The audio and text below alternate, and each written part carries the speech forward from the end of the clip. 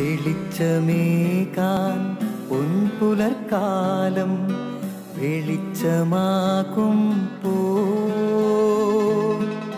നുറുങ്ങുവെട്ടം പക്ഷിപരാഗം തെളിച്ചു കാട്ടുമ്പോ വരുന്നു ദൈവം മനസ്സിനുള്ളിൽ തിളക്കമേകിടാൻ തരുന്നു ധ്യാന പ്രകാശമാർക്കും വിളക്ക് വയ്ക്കുമ്പോൾ നുറുങ്ങുവെട്ടം ഇറങ്ങിടട്ടെ ഹൃദന്തമെല്ലാം യുഗപ്രകാശത്താൽ മറഞ്ഞിടട്ടെ മനാന്ധകാരം യുഗപ്രസാദത്താൽ നുറുങ്ങുവെട്ടം.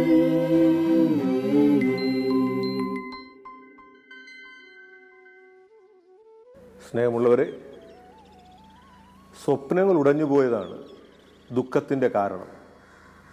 ആഗ്രഹിച്ചതും കാലങ്ങളോളം മനസ്സിൽ കൊണ്ടു നടന്നതുമായ സ്വപ്നങ്ങളെല്ലാം പൊലിഞ്ഞു പോയിരിക്കുന്നു.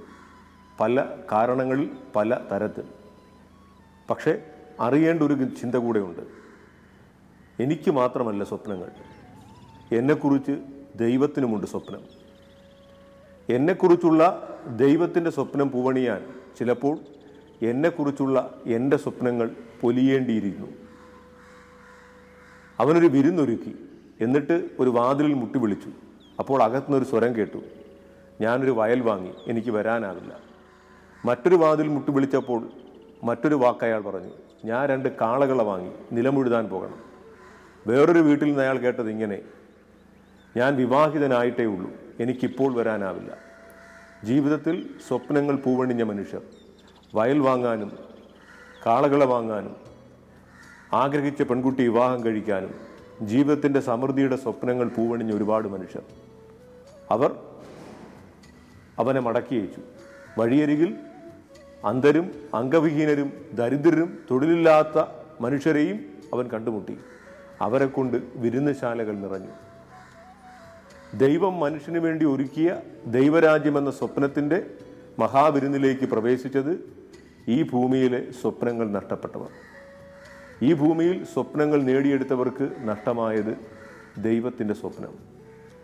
ഉടഞ്ഞു വീണ നമ്മുടെ സ്വപ്നച്ചില്ലുകളിലൂടെ നടന്നെത്തിയത് ക്രിസ്തുവായിരുന്നുവെന്ന് തിരിച്ചറിയണം. എന്നെക്കുറിച്ചുള്ള ദൈവത്തിൻ്റെ സ്വപ്നങ്ങൾ പൂവണിയാൻ എന്നെക്കുറിച്ചുള്ള എൻ്റെ സ്വപ്നങ്ങൾ പൊലിയേണ്ടിയിരുന്നു. സ്നേഹപൂർവ്വം. നുറുങ്ങുവെട്ടം.